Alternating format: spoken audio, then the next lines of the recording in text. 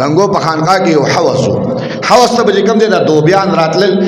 مسلمانان بم راتل او هندوان بم راتل د خانقاه کې د گنگو په خانقاه کې د حوس کې به دوبیانو جامین زلي نو دوبی چې جامین زی کنه نو دا کپڑا به د سراج ول आवाज به کو سی دا आवाज به کو او د گنگو د خانقاه برکت داو چې هغه به کم دوبیان راتل او جامې به زلي هغه به आवाज کو الله الله الله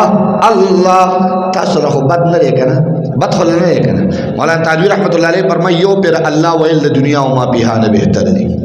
یو پر سره وی الله د دنیا او ما بها نه بهتر دي زکه د چا نوم دی زکه د چا